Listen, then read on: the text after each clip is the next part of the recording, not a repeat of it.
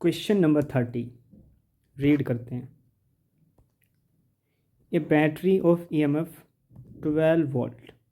एक बैटरी है जिसका ईएमएफ कितना है 12 volt and internal resistance 2 ohm is connected to a 4 ohm resistor as shown in the figure.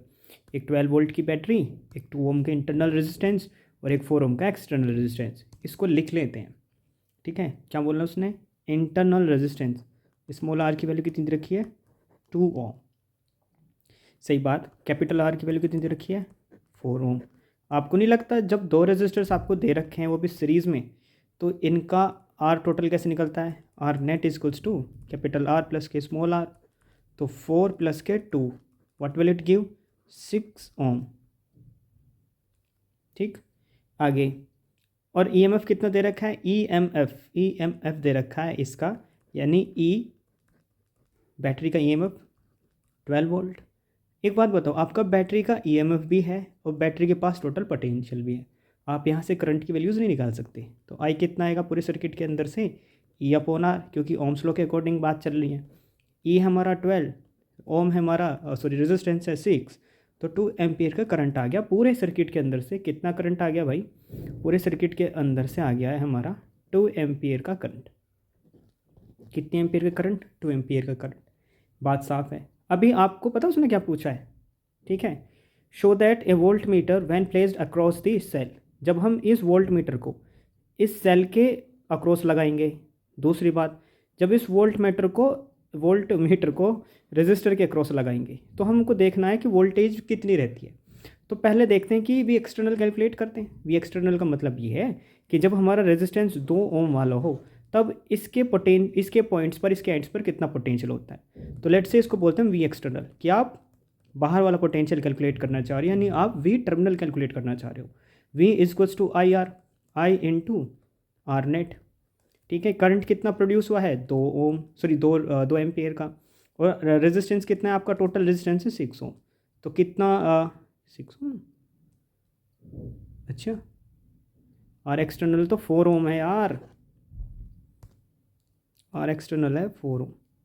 ये थोड़ा गड़बड़ा गया।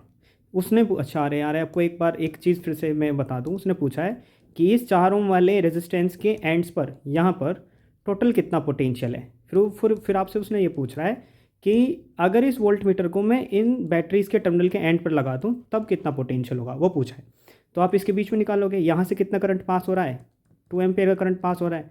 ओम है 4 ओम, तो वी एक्सटर्नल कैलकुलेट करोगे equals to I into R. Current है 2 एम्पियर और रेजिस्टेंस है आर, तो कितना होगा? 8 वोल्ट। यहाँ पर टर्मिनल वोल्टेज कितनी है? यहाँ पर टर्मिनल वोल्टेज है 8 वोल्ट की। अब इसके एंड्स पर लगा दें। इसके एंड्स पर देखो कैसे लगाओगे। अब क्योंकि यहाँ पर कैलकुलेट करने के लिए यहाँ पर आपके पास ईएमएफ, इंटरनल रेजिस्टेंस और करंट तीनों है, तब आपको इफेक्टिव टर्मिनल निकालना है, इफेक्टिव टर्मिनल पोटेंशियल निकालना है। उसके निकालने का फॉर्मूला क्या होता है कैलकुलेट करने का? E equals to P plus के आई इंटू आर। ई कितना है आपका? 12 वोल्ट। आपको ये टर्मिनल पोटेंशियल निकालना है। करंट कितना है? 2 एम्पियर। और इंटरनल रेजिस्टेंस कितना है? 2। कितना है? 2। तो कितना आएगा? 12 इक्वल्स टू वोल्ट प्लस के 4। तो वोल्ट कितना आएगा यहाँ पर ये वाला टर्मिनल पोटेंशियल कितना आएगा? 8 वोल्ट। तो हम क्या बोलेंगे कि भाई टर्मिनल पोटेंशियल बोथ केस के लिए सेम है। इसका बी पार्ट पढ़ते हैं। Let's read it's second part. To record the voltage and the current in the circuit, why is voltmeter placed in parallel and ammeter in series in the circuit? देखो ये फिर वही बात कि वोल्ट मीटर को parallel में क्यों जोड़ा जाता है और हमारे एम मीटर को सीरीज में क्यों जोड़ा जाता है। बहुत सीधा सा हिसाब है। वोल्ट मीटर का रेजिस्टेंस होता है हाई, नहीं समझे आप? और अगर आप वोल्ट मीटर का रेजिस्टेंस हाई होने की वजह से आप वोल्ट मीटर को पैरेलल में जोड़ देते हो, कहीं भी जोड़ दोगे। यहाँ आपने वोल्ट मीटर जोड़ दिया, ठीक है, बाकी यहाँ कोई डिवाइस जुड़ा होगा रेजिस्टेंस वगैरह, ये अगर यहाँ पर रेजिस्टेंस हाई है, इस वोल्ट मीटर का रेजिस्टेंस हाई है। रेजिस्टेंस हाई होने का मतलब ये है कि इसमें से करंट बड़ा ही मिनिमम फ्लो होगा, इसलिए आप इसको पैरेलल में जोड़ देते हो। क्योंकि करंट डिवाइड होगा, यहाँ पर जाएगा, यहाँ पर जाएगा, यहाँ पर जाएगा, तो ये दोनों डिवाइस चलते रहेंगे। इसलिए वोल्ट मीटर को पैरेलल में जोड़ा जाता है, क्योंकि वोल्ट मीटर का रेजिस्टेंस हाई होता है और वोल्ट मीटर का काम होता है दोनों पॉइंट्स पर पोटेंशियल कैलकुलेट करना।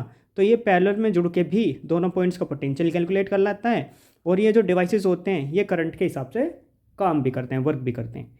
एमीमीटर को सीरीज में क्यों जोड़ा जाता है? क्योंकि एमीमीटर का रेजिस्टेंस होता है लो, और लो रेजिस्टेंस की वजह से करंट अच्छी तरीके से पास होता है, तो सारे डिवाइसेस चल पाते हैं, इसलिए जोड़ा जाता है। Next question,